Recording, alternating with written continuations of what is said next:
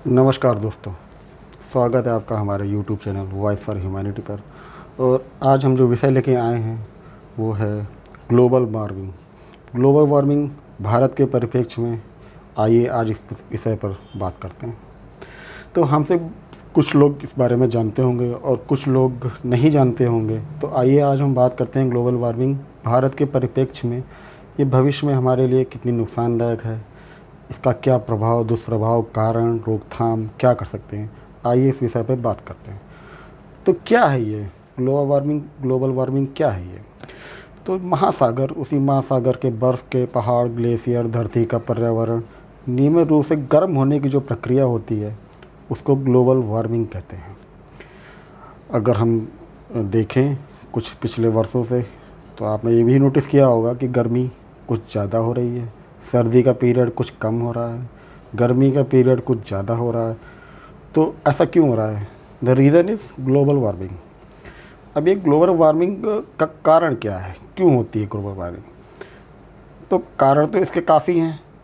अगर हम पिछले 100 साल का डाटा निकालें टेम्परेचर का, पूरे धरती का तापमान जो होता है उसके हिसाब से अगर टेम्परेचर का पूरा डाटा निकालें तो देखेंगे कि हम लोग 0.8 डिग्री सेंटीग्रेड तापमान हर पूरी शताब्दी में बढ़ा हुआ है। मतलब अगर पिछले 100 साल में 0.8 डिग्री टेम्परेचर हमारी पृथ्वी का बढ़ चुका है। अब इसके बढ़ने के तो नुकसान हैं। महासागर में बर्फ़ पिघलती है, महासागर में पानी ज़्यादा जा रहा है, तो महासागर तटीय हमारे शहर हैं उनको डूबने का खतरा है। और भी इसके कई दुष्परिणाम होते हैं। मौसम चक्र बिगड़ता है, बरसात लेट होती है, पहले हो जाती है, टाइम पे नहीं होती। किसानों का नुकसान होता है, क्योंकि बरसात पे डिपेंड है, किसान का नुकसान हो रहा है इसमें। तो ग्लोबल वार्मिंग पे कोई बात नहीं करता है, जबकि ये बहुत ही हमारे भविष्य से जुड़ा हुआ विषय है। क्योंकि अगर इस पर बात नहीं होगी, इस पर चर्चा नहीं होगी, तो आगे चल के हम लोग साथ सांस लेने लायक ऑक्सीजन में भी नहीं रह पाएंगे। तो आज इसीलिए मैंने इस टॉपिक को उठाया है कि ग्लोबल वार्मिंग भारत के परिप्रेक्ष्य में। तो अगर वैश्विक रूप से देखें तो अभी तक 1983, 1987, 1988, 1989 और 2016 ये सबसे ज़्यादा गर्म वर्ष रहे हैं अभी तक में, जिन्हें 100 साल के डेटा में। ये तो पिछले 15-20 साल का मैंने निकाला है, उसके पहले का भी होगा। तो ये जो साल है इनमें औसत गर्मी जो अन्य सालों के मुकाबले ज़्यादा रही। रीज़न ग्लोबल वार्मिंग, एक ही कारण। तो अब इसका कारण क्या है?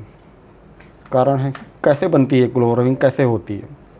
कार्बन डाइऑक्साइड जो कि हमारे लिए बहुत ज़रूरी, हम छोड़ते हैं, और ये पेड़ पौधे उसको ग्रहण करते हैं, उनके लिए वो ज़रूरी है, हमारे लिए नहीं ज़रूरी है। और मीथेन, जो मीथेन गैस होती है, ग्रीन हाउस गैस, ये दोनों जब मिलती हैं, methane plus carbon dioxide equal to methane gas. जो ये मीथेन गैस जो वातावरण में फैल रही है, इसकी वजह से ग्लोबल वार्मिंग बढ़ रही है। तो इसका कारण इस क्यों होता है? क्योंकि पेड़ पौधे कार्बन डाइऑक्साइड एब्जॉर्ब कर रहे हैं, कार्बन डाइऑक्साइड की एब्जॉर्ब करते हैं और हम लोग कार्बन डाइऑक्साइड छोड़ते हैं। पेड़ों की कटान हो रहे हैं, जब पेड़ कटेंगे तो कार्बन डाइऑक्साइड अवशोषित नहीं हो पाएगी, तो वो वातावरण में फैलेगी, तो एक लेयर बनती है पृथ्वी के ऊपर।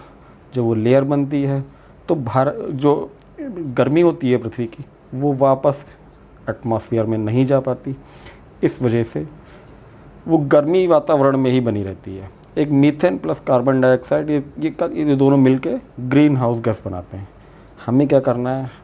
हमें इनसे दूर रहना है।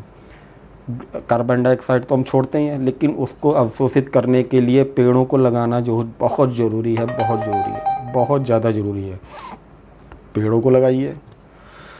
और मीथेन गैस को रोकने के लिए माइक्रोवेव ओवन है, बेकरी की जो भट्टियाँ होती हैं, ऑटोमोबाइल इंडस्ट्री है, इन पर रोक लगना ज़रूरी है। प्रदूषण भी फैलता है, प्रदूषण से भी ग्लोबल वार्मिंग हो रही है। वैश्विक समस्या है ये, ग्लोबल वार्मिंग एक वैश्विक समस्या है जिसका निदान वैसे तो पूरे वर्ल्ड के देश कर रहे हैं, पूरी वर्ल्ड की कंट्रियां कर रही हैं, लेकिन हमें अपने स्तर पर भी इसको रोकथाम के लिए कदम उठाने पड़ेंगे। ऐसा नहीं है कि हम केवल सरकार पे छोड़ दें और हाँ ग्लोबल वार्मिंग सही हो जाएगी।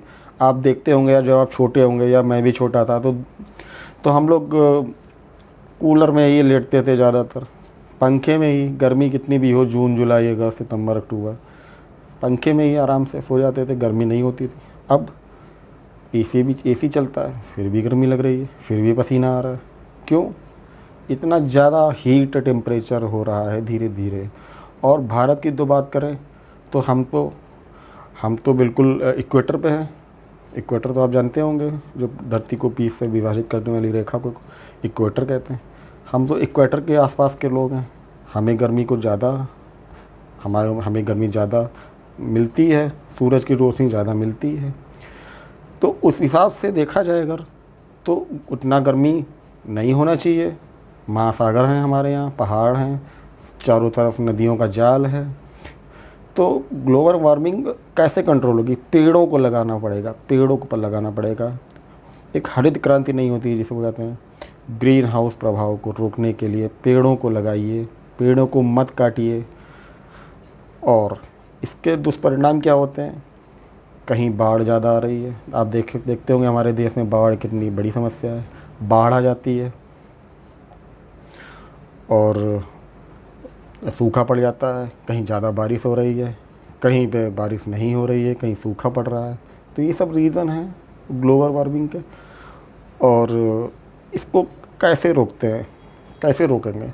इससे पहले हम जानते हैं कि मीथेन जो गैस है, इसके दुष्परिणाम के बारे में जानते हैं। ये एक जहरीली गैस होती है, रंगीन गंधहीन तो होती है, लेकिन ये धरती पर रहने के लिए उपयुक्त नहीं है। मीथेन गैस को हटाना है, बिल्कुल ख़त्म करना है। तो मीथेन गैस को सबसे पहले सन 1776 में अलेक्जेंडर वोल्टा ने इसकी खोज की थी, मीथेन गैस की। और उसके बाद से इस पर रिसर्च शुरू हुई है, CH4 जिसे कहते हैं मीथेन गैस को।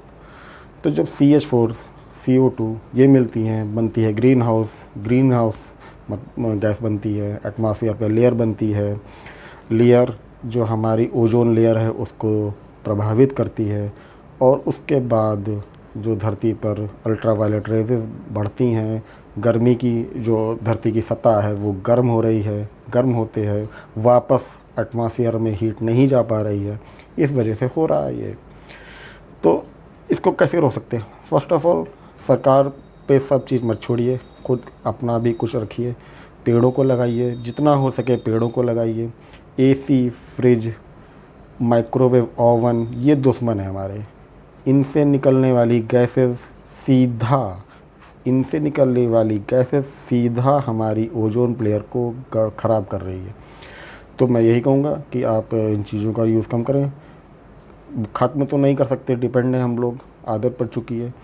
तो इनसे जिनका प्रयोग धीरे धीरे कम करें।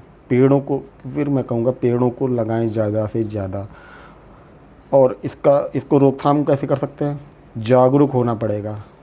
आप मेरा वीडियो देख रहे हैं आप, और इस वीडियो को शेयर कीजिएगा, लोगों तक बात पहुँचे। जब तक लोग जागरूक नहीं होंगे तब तक कुछ नहीं होगा। लोगों को जागरूक होना ज़रूरी है। सरकार हर घर में नहीं आएगी बताने, पर्चा नहीं बांटेगी।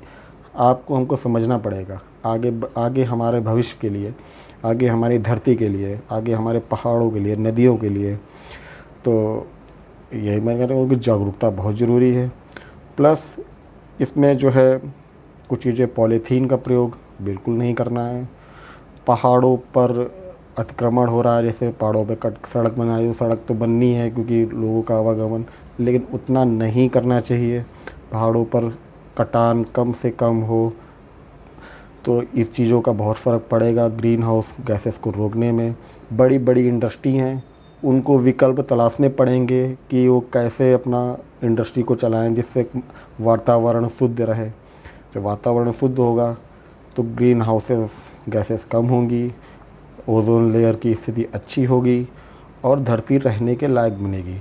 अगर हम आगे 100 साल के फिर देखते हैं तो 0.8 डिग्री का अगर इंक्रीज़ हुआ है तो 0.8 1.6 डिग्री हो गया ना, तो कैसे रहने लायक धरती ही नहीं बचेगी।